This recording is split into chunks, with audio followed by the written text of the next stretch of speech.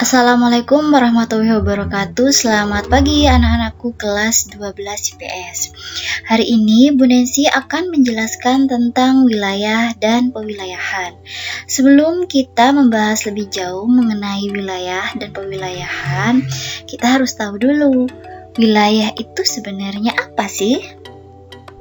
Oke.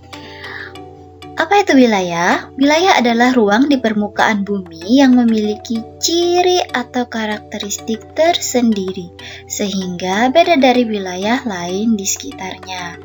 Jadi intinya kalau kalian menemukan suatu area, terus area itu berbeda dari area lain di sekitarnya, nah itu adalah salah satu contoh wilayah. Wilayah terbagi menjadi dua, yaitu wilayah formal dan wilayah fungsional. Apa itu wilayah formal dan apa itu wilayah fungsional? Yuk, kita cari tahu. Dimulai dari wilayah formal dulu. Wilayah formal adalah wilayah yang dicirikan berdasarkan keseragaman topografi, jenis batuan, iklim, dan vegetasi. Intinya keseragaman fisik atau biotik ya. Dan wilayah formal juga dapat ditandai oleh kriteria sosial budaya. Jadi intinya ada wilayah formal yang itu dicirikan berdasarkan keseragaman fisiknya.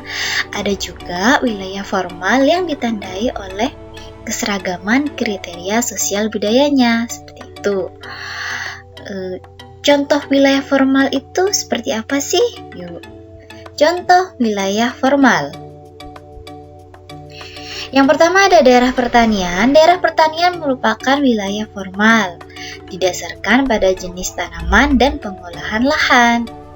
Kenapa daerah pertanian masuk dalam contoh wilayah formal? Karena kalau kita melihat daerah pertanian itu memang ciri fisiknya beda dari yang lain, ya kan? Di sana ada area yang luas, terus ada orang yang bercocok tanam, sehingga itu memang beda dari karakteristik fisiknya dari area di sekitarnya, sehingga daerah pertanian termasuk dalam contoh wilayah formal. Contoh lain, daerah hutan. Daerah hutan adalah wilayah formal yang didasarkan pada jenis vegetasi. Kalau kita pergi ke satu tempat terus kita melihat banyak sekali pohon, kita akan tahu, wah ini di hutan, seperti itu.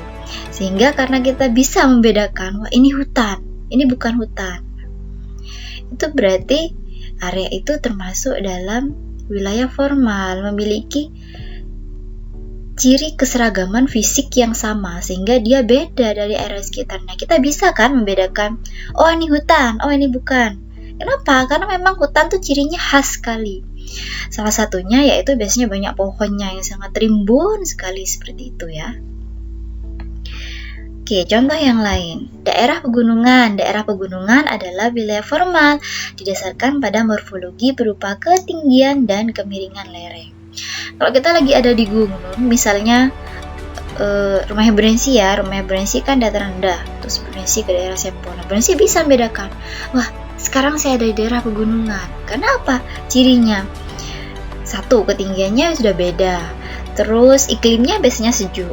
Terus jenis tanamannya biasanya jenis tanaman yang bisa hidup di daerah dengan suhu yang sejuk.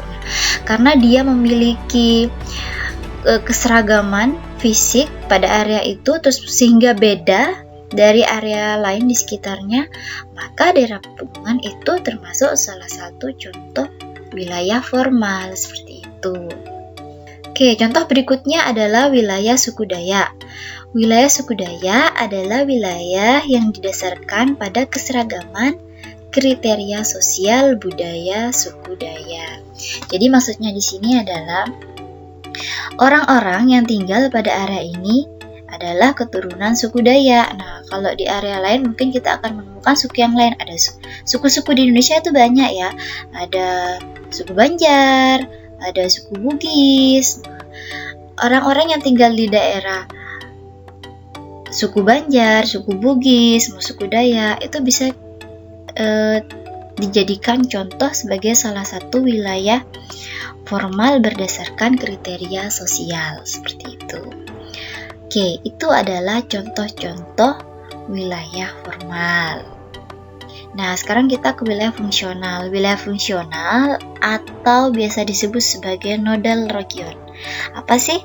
Wilayah yang dicirikan dengan adanya kegiatan yang saling berhubungan di antara beberapa pusat kegiatan. Intinya ada interaksi keuangan di sana. Contoh wilayah fungsional. Oke. 1. Daerah konservasi termasuk dalam wilayah fungsional karena apa? Didasarkan pada fungsinya, bahwa daerah tersebut sebagai daerah yang harus dipertahankan memang fungsinya untuk konservasi, seperti itu. Next, contoh selanjutnya kota satelit. Kota satelit adalah wilayah fungsional karena apa? Didasarkan pada fungsinya bahwa daerah tersebut memang berfungsi sebagai penyangga agar penduduk dan kegiatannya dapat disebar ke kota-kota kecil yang ada di sektor utama, seperti itu. Selanjutnya ada daerah resapan. Nah, daerah resapan ini termasuk salah satu contoh wilayah fungsional. Kenapa? Karena didasarkan pada fungsinya memang daerah itu sebagai daerah resapan air hujan. Jadi intinya wilayah formal adalah wilayah yang tidak harus memiliki ciri fisik yang sama seperti wilayah formal, tapi dia itu memiliki fungsi yang sama, sehingga dari fungsi yang sama itu mereka nanti akan melakukan interaksi atau saling berhubungan. Nah, itu yang membedakan antara wilayah formal dan wilayah fungsional, gitu ya. Jadi kalau wilayah formal itu didasarkan pada keseragaman fisik ataupun kriteria sosial budaya. Kalau wilayah fungsional, dia nggak harus sama secara fisik, tapi secara fungsi itu sama dan saling berkaitan, seperti itu. Oke, terima kasih anak-anakku. Semoga bermanfaat. Tetap semangat belajarnya ya. Assalamualaikum warahmatullahi wabarakatuh. Selamat pagi.